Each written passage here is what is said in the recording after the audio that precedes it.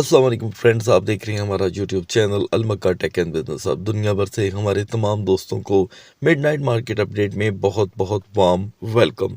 तो दोस्तों, आज था कारोबारी हफ्ते का दूसरा दिन और अब हमारे पास कारोबार के एतबार से सिर्फ एक दिन बाकी रह गया है, यानी कि 31 दिसंबर। और उसके बाद हम हर मुल्क के हिसाब से यहाँ पर कितनी छुट्टियाँ देखने को मिलती हैं, इसकी अपडेट हम तकरीबन कल ही आपको फराहम कर पाएंगे। तो दोस्तों, काइंड ऑफ आज का माहौल कुछ ऐसा है जैसे एक वीकेंड से पहले का दिन होता है। तो मार्केट में दोस्तों हमने आज फिर से यहाँ पर वॉलेटिलिटी देखी, तब जब यहाँ पर दोनों डेज को एक साथ कन्वर्ट कर दिया गया, यानी कि एफओएमसी की मीटिंग आज दोस्तों मुनक्कद नहीं हो सकी और जॉबलेस क्लेम भी यहाँ पर कन्वर्ट हो गए हैं। तो मार्केट ने दोस्तों यहाँ पर 89,392 तक की जो रेजिस्टेंस दी, मार्केट उसको फिर से रिजेक्ट करके डाउन साइड पे आ रही है। इस पे हम आगे चल कर के बात करेंगे। और इसी के साथ दोस्तों मैं आपको बताता चलूँ कि डोमिनेंस फिर से 0.10% यहाँ पे मिडनाइट में आकर के स्ट्रॉन्ग हो रहा है। 3 टोकन हमें मार्केट में देखने को मिल रहे हैं। याद रहे कि लाइटर टोकन कि यहाँ पर कुछ नई एक्सचेंजेस पे नई लिस्टिंग हुई है, तो बेहतर यह है कि अभी सिर्फ इनका तजिया किया जाए और तवज्जो सिर्फ और सिर्फ फंडामेंटल स्ट्रॉन्ग कॉइन पे रखी जाए। तो दोस्तों, बीटीसी ने यहाँ पर 88,000 को फिलहाल प्रोटेक्ट करने में कोई कसर नहीं छोड़ी, क्योंकि जब से हम 87,695 से निकले हैं, बीटीसी एक बार भी 88,000 को ब्रेक नहीं कर सका। अलबत्ता आज के दिन हमने इसे 88,500 की रेजिस्टेंस हासिल करते हुए देखा, जिसके नतीजे में आपको अपडेट किया गया था कि मार्केट में 89,500 तक लेकर के जा सकेगी, लेकिन ये 89,392 से रिजेक्ट हो गया।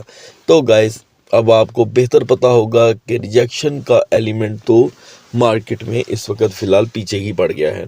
एनीवे, इसे लास्ट में डिस्कस कर लेंगे और इथेरियम को भी, दोनों चीज़ें समझने से आज ताल्लुक़ रखेंगी। तो दोस्तों, हम यहाँ पर आगाज़ करते हैं बीएनबी से।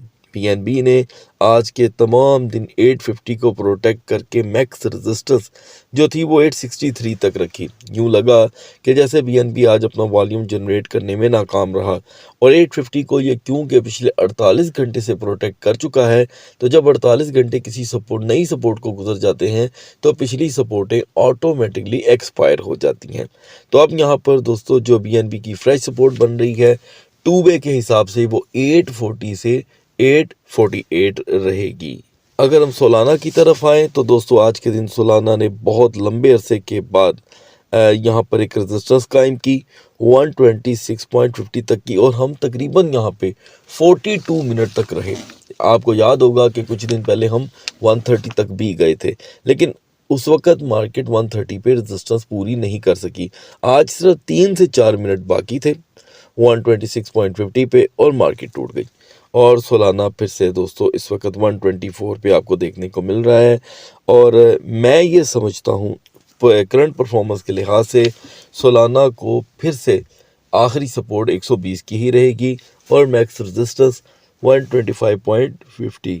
एडीए पे दोस्तों हमें 0.3550 की पहले से ही एक सपोर्ट हासिल थी, जिसको व्यूवर्स ने बहुत कीनली वॉच करके यूटिलाइज कर लिया हुआ था। आपको याद होगा आफ्टर दैट एक टाइम पे एडीए 0.34 तकरीबन 84 तक चला गया था। अच्छी बात यह है कि आज एडीए ने परफॉर्मेंस दी और हमने एडीए में जो हाई देखा है दोस्तों, वो कमोबेश जो मेरे सामने स्टैट्स मौजूद हैं उसमें 0.3568 तक का ये हाई था। इट्स नॉट बैड, क्योंकि एक तो पहले से ही ये कम प्राइस का टोकन है, तो इसमें मूवमेंट इतनी ही काफ़ी रहेगी। लिहाजा अभी के लिए इसकी सपोर्ट बन रही है 0.3505।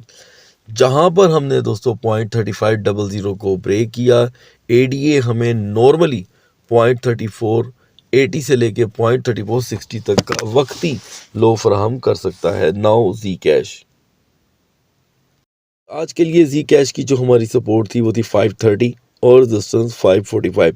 यहाँ पर जी कैश ने सबसे पहले तो अपने आप को इम्प्रूव किया। उस वक्त तो खैर ये सपोर्ट यूटिलाइज नहीं हो सकी। जब हमने शॉर्टफॉल देखा जी कैश में, तो यहाँ पे जी कैश ने लो प्रोवाइड किया 526 का। इसका मतलब ये हुआ कि 530 को यूटिलाइज करने का मौका मिल गया, और आफ्टर दैट जी कैश अब आपके सामने है दोस्तों। नाउ वी आर ऑन 535.60, मतलब ये सपोर्ट हमें कुछ ना कुछ तो दे रही है। लिहाजा आपने अपनी कीमती राय कमेंट सेक्शन में ज़रूर देनी है और ये आपकी ड्यूटी है।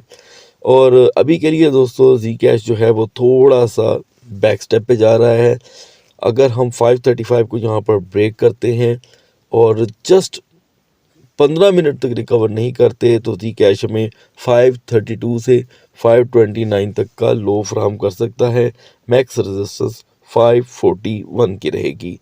अब आते हैं दोस्तों लिंक की तरफ। लिंक की आज की सपोर्ट थी दोस्तों 12.25। नो डाउट आज ये सपोर्ट यूटिलाइज नहीं हो सकी, लेकिन मैं अब भी समझता हूँ कि 12.25 तक का लो एक नॉर्मल लो रहेगा लिंक में। नाउ एवेक्स दोस्तों, एवेक्स को यहाँ पर ज़रूरत थी 12.65 की। एवेक्स ने 12.64 से रिजेक्शन ली है और ये रिजेक्शन अब हमें ले आई है दोस्तों 12.45 तक। तो हम कुछ ज़्यादा अनोखे लेवल की तरफ नहीं जा सके। मार्केट जूं की तूं है।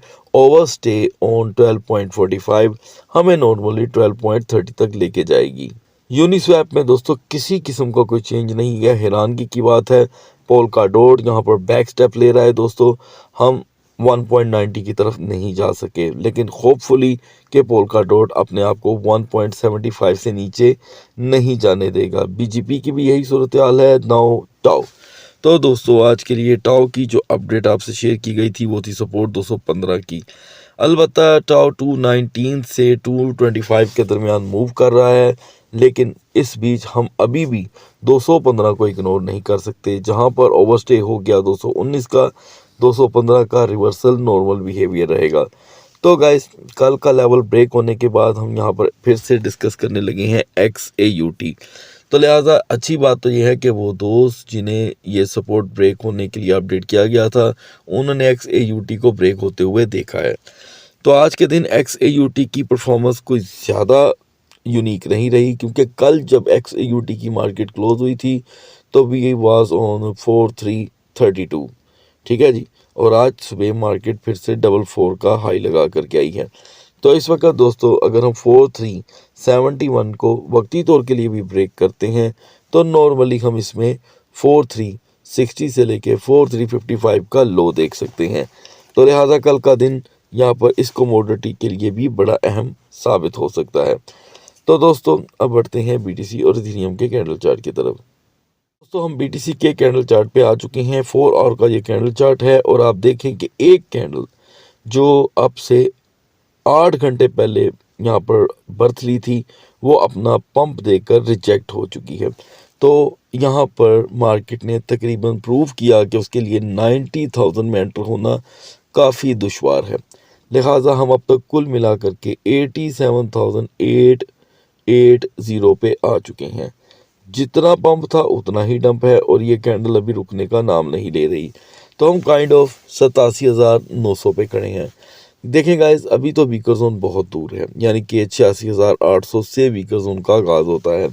तो सपोज़ यहाँ पर एक सपोर्ट बन जाती है तो फिर से दिन के लिए कुछ उमंगें पैदा हो जाएंगी, ठीक है। और ये उमंगें जो कि है BTC को फिर से 88,500 88,900 तक लेकर जा सकती है। और बहुत ही स्ट्रॉन्ग मामला हुआ तो 89,500 with the rejection element. Okay ji. तो अगर हम बात करें कि 86,500 का ओवरस्टे, ज़ाहिरी बात है 85,000 की सपोर्ट मुंह खोले बैठी वेट कर रही है। हेल्पफुल में भले आज यूनिस्वैप ने परफॉर्मेंस नहीं दी, लेकिन तवज्जो यूनिस्वैप पे रहनी चाहिए, बिकॉज यूनिस्वैप जो है वो अपना लोहा 50 बार मनवा चुका है। और हेल्पफुल में दूसरा टाओ रहेगा, तीसरे पे लिंक। बढ़ते हैं इथेरियम के कैंडल चार्ट की तरफ। इथेरियम हमारी सुबह की डिस्कशन के दरमियान ऑलरेडी 2970 पे था। तो दोस्तों पहले तो जब सेकंड ट्रेडिंग सेशन स्टार्ट हुआ तो इथेरियम 2960 तक चला गया। ये इतनी बड़ी कोई बात नहीं थी। लिहाजा 3009 का हाई और फिर रिजेक्शन का एलिमेंट, और हमारी तरफ से जो अपडेट थी वो भी 2990 तक की ही थी। एनीवे हम बहुत आसानी से 2950 पे आन खड़े हैं। यही इसकी सपोर्ट है। आपको याद होगा सुबह भी आपको यही बताया गया था।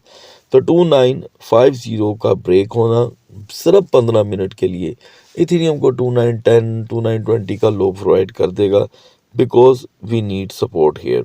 तो ये सपोर्ट ना होने के बाद ही मुमकिन है। और अगर हम यहाँ पर पॉजिटिव जोन को तलाश करें तो यकीनन 2980 ही इसकी पॉजिटिव जोन है मॉर्निंग के लिए। हेल्पफुल यहाँ पे रहेगा हमारे लिए KCS और HNT। सुबह तक अल्लाह हाफिज़।